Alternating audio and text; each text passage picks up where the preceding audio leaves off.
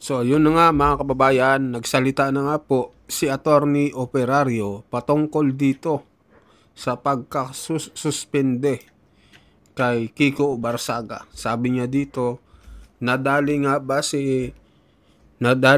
ng HOR si Kiko Barsaga o sila ang nasilo ni Kiko?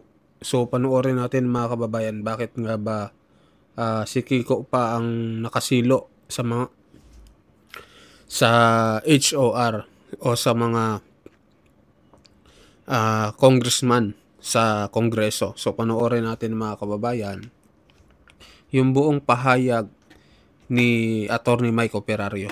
So ito na mga kababayan.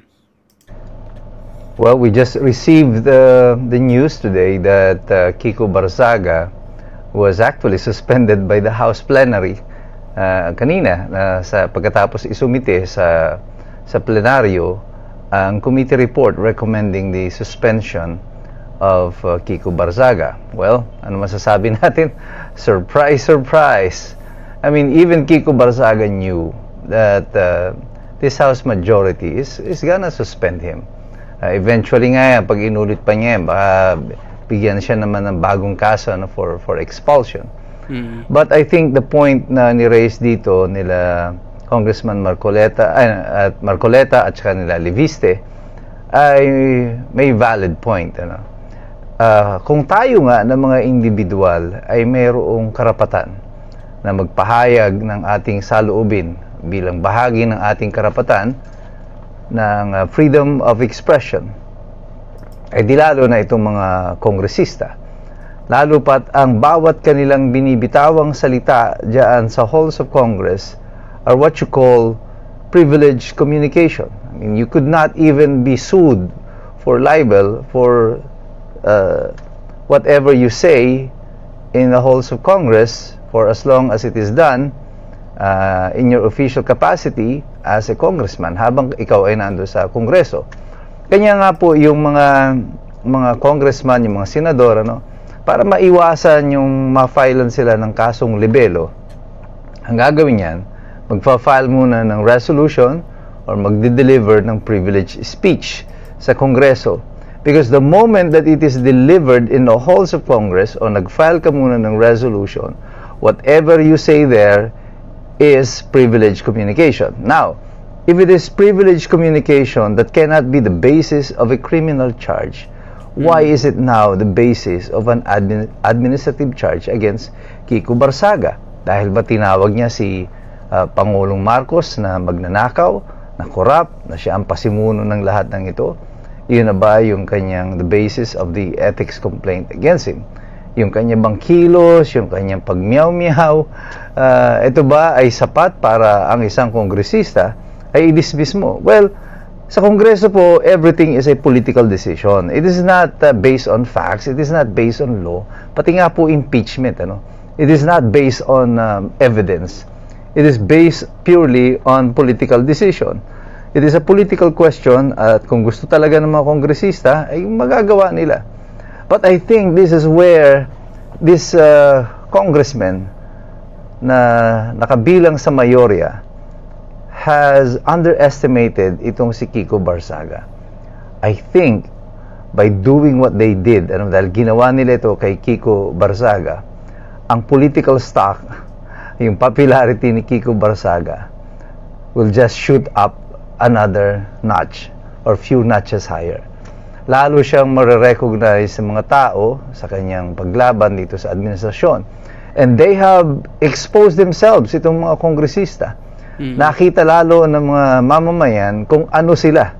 Pagkatapos ng pagtakpan, yung mga pagkatapos yung magsipagnakaw diyan sa Kongreso, ngayon ay pinagtatakpan ninyo yung nakawan, at ngayon parurusahan ninyo yung nagsasalita laban doon sa nakawan.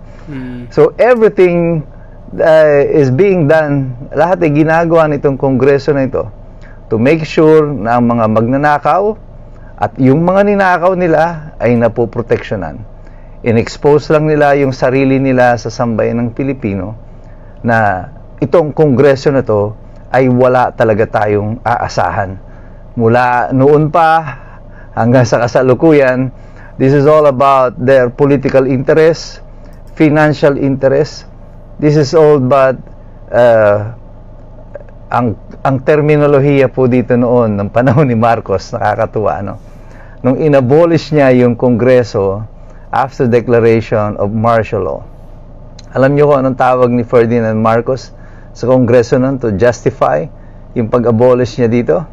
Sabi niya, the Congress is just a gathering ground of political demagoguery. I-google nyo na lang kung anong ibig sabihin nun. But whatever it is that he was saying at that time, yung Ferdinand Marcos Sr., this is exactly what Congress is today.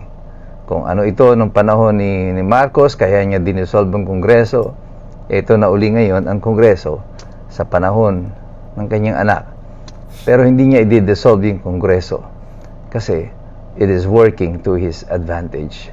Kaya kay Congressman Kiko Barsaga, I think he is a lot smarter than what you think he is.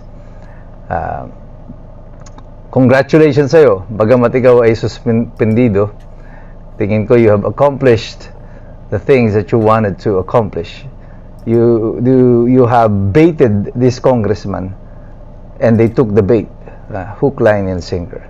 And there will be more to come dito sa sarsuela na ito na meron sa Kongreso. But I think Kiko Barsaga has just hastened o pinabilis niya ang mga politikal na kaganapan sa ating bansa sa pangyayari na ito. At tayong lahat patuloy tayong magbabantay, patuloy tayong magmamasid, patuloy tayong mag-aaral pagkat tunay na mahirap makialam ang taong walang alam. God bless you, God bless us all. Mabuhay ang Republika ng Pilipinas. So ayun mga kababayan, no? So kaya pala nasilo ni Kiko itong mga congressman ay dahil nga dito mga kababayan sa sa minadali siya ng mga congressman at tila pinanindigan ng mga congressman na ito na kampi sila sa korupsyon na nangyayari sa ating bansa. So ito nga po yung pahayag ni Attorney Mike Operario, no? Kumbaga pinagtatakpan ng Kongreso at ng ilan pang mga departamento itong mga nangyayaring korupsyon sa atin dito sa Pilipinas, mga kababayan. Talagang nakakalungkot, mga kababayan. Kasi kung sino pa yung lumalaban sa korupsyon, ay siya pa yung talagang tinutuligsa. So talagang nakakalungkot yung mga nangyayari dito sa Pilipinas. Maging kayo man na nanonood ay siguro galit na rin, mga kababayan.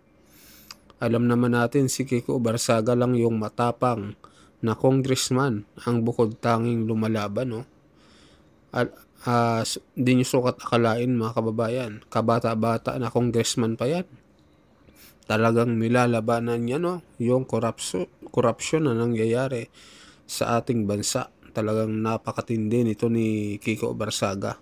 Walang sinisino-sino, kahit nga si President BBM ay binabanatan niya, mga kababayan.